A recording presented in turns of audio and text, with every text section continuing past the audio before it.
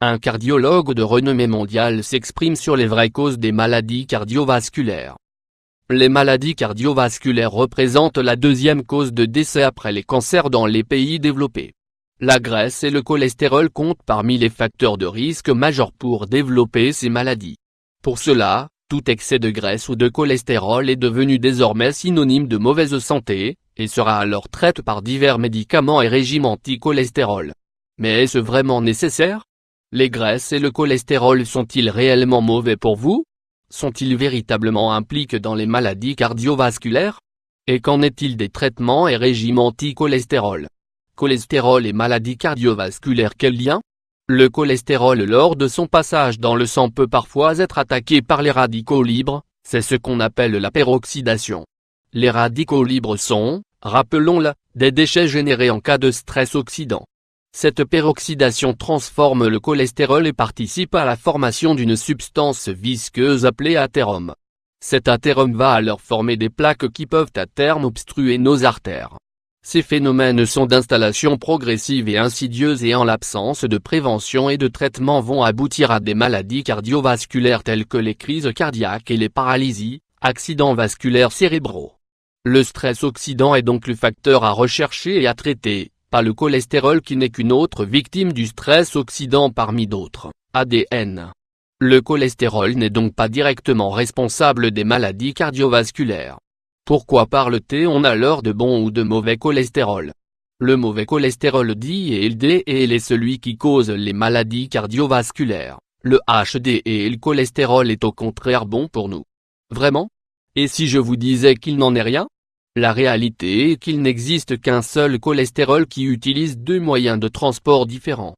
Ces transporteurs de cholestérol sont appelés lipoprotéines car ils sont constitués de lipides et de protéines et peuvent être de faible ou forte densité. Ceux à faible densité sont appelés LDL pour low density lipoprotein, et ceux à forte densité sont appelés HDL pour high density lipoprotein. Il n'existe donc qu'une seule forme de cholestérol. En fonction de la densité du transporteur, le cholestérol sera bien ou moins bien protégé des agressions, radicaux libres, lors de son passage dans le sang. Le complexe LDL cholestérol sera plus fragile, et donc plus susceptible d'être oxydé par rapport au HDL cholestérol qui lui est bien mieux protégé. Le mauvais cholestérol n'existe donc pas. En fait, il n'y a rien de mauvais au cholestérol. Alors, pourquoi réduire son cholestérol? Et est-ce bénéfique pour votre santé? Traiter le stress oxydant est peu profitable pour les lobbying pharmaceutiques vu que les antioxydants ne sont pas brevetables. Il fallait donc désigner un responsable pour les maladies cardiovasculaires qu'on pourrait exploiter. Dans une société moderne où les tendances esthétiques prônent la minceur, désigner la graisse comme facteur de mauvaise santé coulait de source. Le cholestérol représentait donc le coupable parfait, et est donc devenu le facteur de risque à éradiquer à tout prix.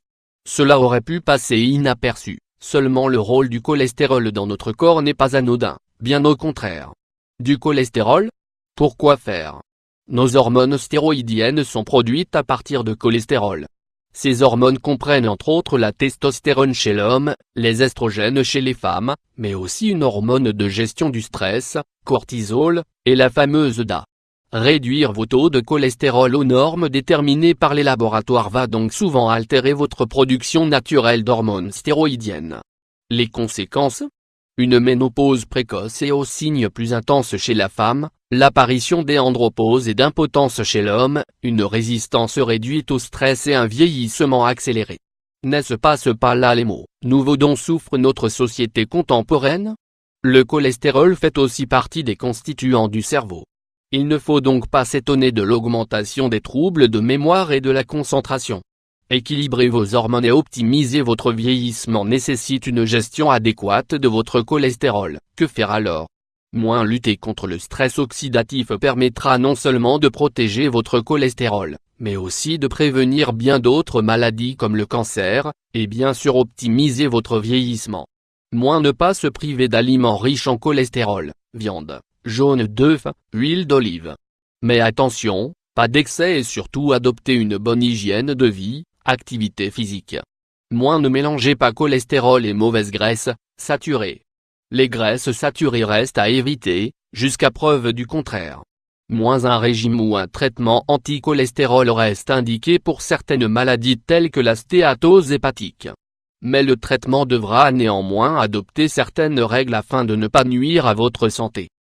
Choisissez un médecin sensibilisé à la question. Le traitement des excès de cholestérol à visée préventive est une notion à reconsidérer et les valeurs normales à revoir quand il s'agit de prévention.